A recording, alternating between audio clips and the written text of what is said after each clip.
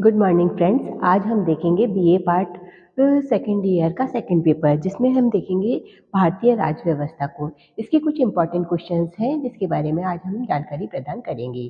तो BA part second year के अंतर्गत जो भारतीय राज्य व्यवस्था है उसमें हमारे राष्ट्रपति का जो टॉपिक है वो महत्वपूर्ण माना जाता है। और राष्ट्रपति के टॉपिक के अंतर्गत सबसे महत्वपूर्ण बात हम देखते हैं इसकी योग्यता की, इसके निर्वाचन की। जहाँ योग्यता की बात आती है वहाँ इसकी योग्यता में सबसे प्रमुख माना जाता है कि वह भारत का नागरिक हो, उसकी 35 वर्ष की आयु हो, वो पागल कोढ़ी या दिवालिया घोषित ना किया गया हो। जहाँ इसके निर्वाचन की बात आती है वहाँ हम इसके राष्ट्रपति के चुनाव की स्थिति को अगर हम देखते हैं तो संसद तथा राज्य तथा संघीय क्षेत्रों की विधानसभाओं के निर्वाचित सदस्यों के द्वारा राष्ट्रपति का चुनाव आनुपातिक प्रतिनिधित्व प्रणाली के माध्यम से एकल संक्रमणीय मत पद्धति के द्वारा होता है। राष्ट्रपति संसद के दोनों सदनों के निर्वाचित सदस्य तथा राज्य विधानसभाओं और 70वें संविधान संशोधन के अनुसार संघीय क्षेत्रों की विधानसभाओं के निर्वाचित सदस्यों के द्वारा मनोनीत किया जाता है। और यही जहाँ बात आती है इसके उपराष्ट्रपति की, वह संसद के दोनों सदनों की संयुक्त बैठक के माध्यम से होता है। इसमें भी अनुपातिक प्रतिनिधित्व प्रणाली के साथ साथ एकल संक्रमणीय मत पद्धति के माध्यम से, गुप्त मतदान प्रणाली के माध्यम से इसका निर्वाचन किया जाता है। ऐसे ही कुछ इंपॉर्टेंट क्वेश्चन हमारे बीए पार्ट सेकेंड ईयर के अंतर्गत पूछे जाते हैं राष्ट्रपति से संबंधित, जिसमें इसकी राष्ट्रपति की जो विधायी शक्तियां हैं, इसकी न्यायिक शक्तियां हैं, इसकी कार्यपालिका शक्तियां हैं या संकटकालीन शक्तियां हैं, वो किस प्रकार से होती हैं। तो जहां हम बात करते हैं इसकी विधायी शक्तियों की, तो विधायी शक्तियों के अंतर्गत सदस्यों को मनोनीत करने का अधिकार राष्ट्रपति का माना जाता है। विधेयक पर निषेध अधिकार का प्रयोग इसके द्वारा किया जाता है। अध्यादेश जारी करने की शक्ति इसको प्रदान की गई है।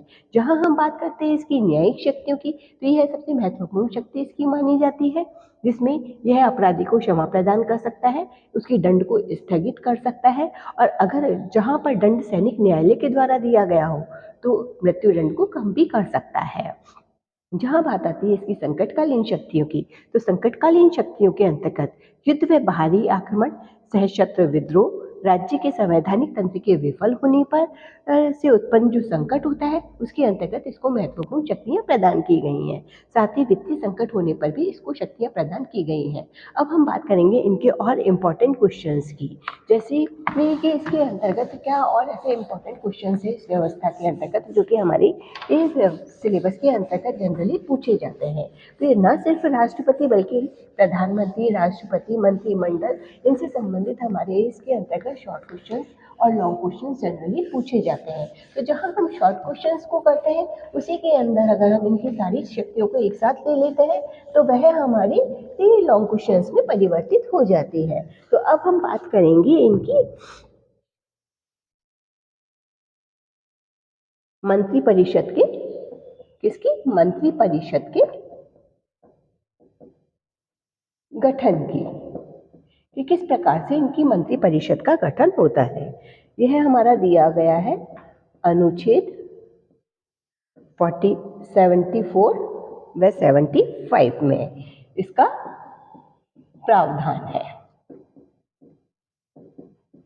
यानी हमारे क्या इसमें मंत्रिपरिषद का गठन किस प्रकार से होगा, इसका प्रावधान कहाँ दिया गया है, अनुच्छेद 74 और 75 के अंतर्गत।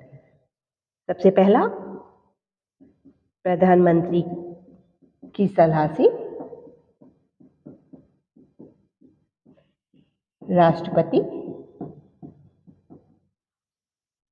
मंत्रियों की नियुक्ति करता है। क्या करता है, मंत्रियों की नियुक्ति करता है। देन मंत्रीगण राष्ट्रपति के प्रसाद पर्यंत अपने पद पर बने रहते हैं। यानी पूरा अधिकार हमारे किसका है, राष्ट्रपति का। सामूहिक रूप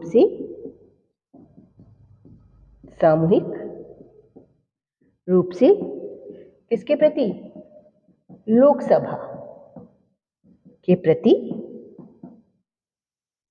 उत्तरदायी होते हैं।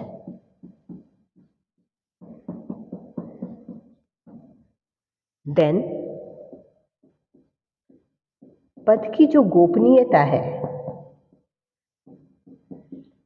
कि शपथ किसके समक्ष होती है? राष्ट्रपति के समक्ष